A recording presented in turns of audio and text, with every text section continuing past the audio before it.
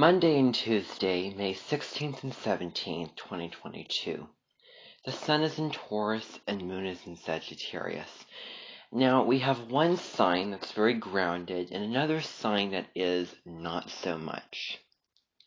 But I want to talk about some very important ideas with this Sun and Moon.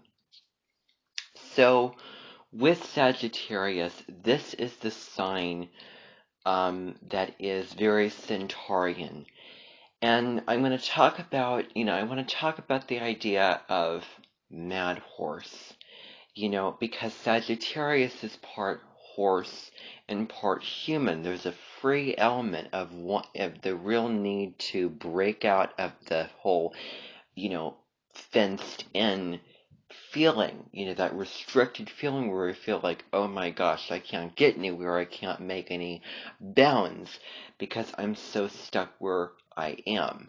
I'm on a stair step and I'm not rising on that stair step to be able to get to a higher place. And indeed, it's rising to higher places, rising to new heights that really corresponds with that Sagittarius sign. Because one of the phrases of this that comes to mind is "Don't fence me in," and there's a really popular song with Sagittarius. Like if you were to put a Sagittarian, this is sort of, stereotypical, typecast of Sagittarius, and a whole field of flowers and plants and wonder and no boundaries, there's no limits, and going throughout the whole land, exploring throughout the whole, ramparts, the native people, the birds, all the varieties, the trees, the grass, the flowers, all of these types of things, then it would be a wonderful opportunity for the Sagittarian to explore. And I'm going to step into the feeling with Sagittarius of simply stepping outside your house and being in nature. The fresh air that comes with nature. The vitality that comes with nature. Because there's just an open feeling like, I feel like I can go throughout so much possibility where the sky is the limit. That's really a key theme where, if you think about the Sagittarius shooting the arrow, you're going to chase that arrow down somewhere. You're going to go find it. And it's where you find it, like I'm looking on this tree-rooted ridge, for instance. But then I want to go beyond to see what lies further out. Is there a brook with some fish that had, very interesting, textural colors and, designs and colors and types and sizes and shapes. I mean, I can go on and on. But it certainly doesn't stay in the same place. Now, Taurus likes the comfort. It likes the same things. But this is a wonderful time. It's very enthusiastic. Sagittarius is like, let's go do this, let's go do that, and Taurus is like, okay, well, let's be grounded about it. So together, they can really balance out. Now, if I had a chart with either Sagittarius or Gemini as a sun sign, I would want my moon to be in Taurus because they're wonderful signs. They give the oomph to life. Like life turns on. If I were to walk into a room and turn the light on, boom, I see Sagittarius. Boom, I see Gemini. But we don't want to get so caught up in going over here, going over there. Where is it going to meet in the middle? And how are we going to plot out land? How are we going to lay foundations? How are we going to develop something that is going to be on the time table, right where we want it, right there, it's right there. So it's sort of the home and comfort, but then exploration, but at best it can be like, oh, I am healthfully detached. Like, I'm exploring Mother Nature. I'm exploring the beauty that it has to provide me with both Taurus ruling Mother Earth, ruling the plants, the birds, the bees that provide the honey and nectar, for the flowers. They provide it or they get it. And so, that's Mother Earth. Let's go explore Sagittarius, Mother Earth, Taurus. And so it definitely gives that very exciting, it's like, oh my gosh, look at all of the wonder that I am seeing around me. Look at all the rich bounty that I am seeing around me right now. Now, we have Mercury retrograde. And this is Mercury retrograde in Gemini. So think about, what am I consuming? What am I taking in that is really not serving me, which is bringing me down, which is really, lowering my energy. And, some days we just feel not abundant, where we're just so consumed in negative thoughts. We're grounding in meditation and calming the mind down. Really, really taking super good care of our mental health during this time. And Gemini is the mind.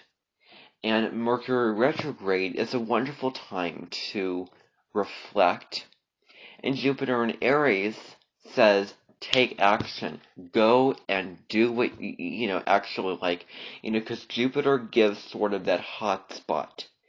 It, it goes into a sign, and it really shines a light upon those characteristics and makes the characteristics of Aries very pronounced, makes it clear, and is really a huge energy. It's that huge energy because Jupiter is big. It's really, really big, and it makes the energy big, noticeable, definite. And indeed, this is, it's energy. And going back to May 10th, it was sort of funny that we had Jupiter moved into Aries and Mercury going retrograde.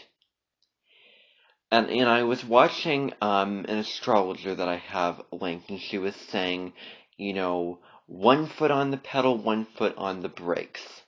But we can balance these two energies out together. We can become more mindful of a lot of things. And with that, we can think before we act. And, it's just this sort of, like, if, where you have the scale, you have two pans,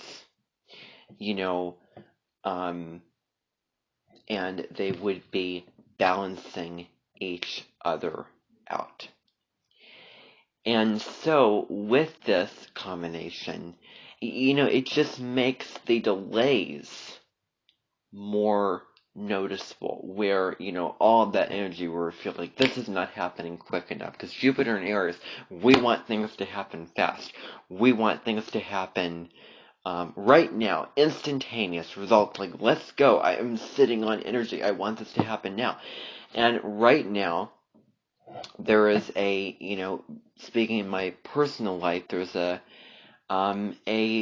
computer that I am currently waiting on.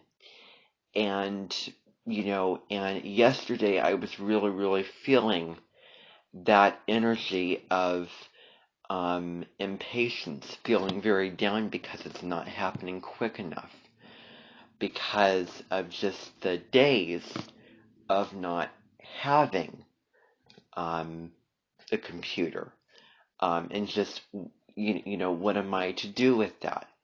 And of course, it's not the, end of the world. It's not, anything bad. It's a nice opportunity, building character, and to, try to do other things. But I don't want to try to fib about how I felt, because I've been having the same computer for 4 years, and so, turning that in and then, handing it over. But it'll all sort of come together in the end, and it will be fine. This is really the first Mercury retrograde that this is the retrograde that I have been the most affected by in my life. I mean, there was one back in 2021. It was like Mercury retrograde in Aquarius, and I was using a tool to record videos, and the tool that I was using didn't work.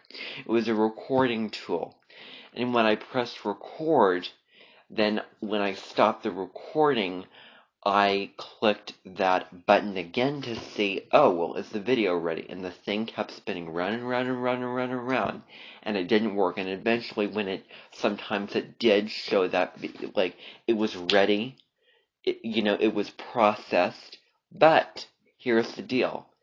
It only showed, like, a little bit of the video, a little bit of, just that video that I recorded.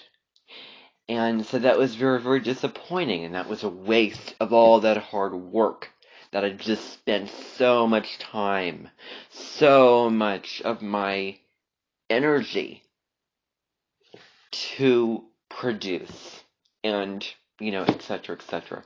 So it can really, really have an effect on the technology. And it was an Aquarius, and Aquarius does rule over new things, new technology. So, that sort of got me there. But so anyway, that is the in-depth lunar sun-moon horoscope for, today, really, because the moon's going to move into Capricorn. Tomorrow it's going to be there, and it's going to be a different flavor with that sun and Taurus. It's going to be that double Earth day, and I have shorts that pop up, that are going to be popping up, and I can say this now, and probably change my mind every single day on my YouTube channel, as little tidbits, as little, bits of knowledge and, wisdom to, maybe get through your day, just little ideas, and you can also, and I'm currently really enjoying doing those little things, because I think that, doing short things, is sort of fun, where there's more with short videos you can give with, longer videos.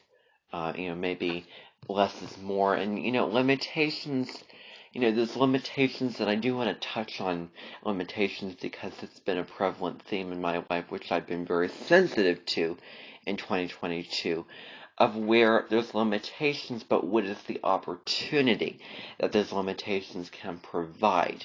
How is it not limiting? What do you still have? What can you still do with the limitations and use it in a productive way? So that is what I want to say. Thank you for tuning in.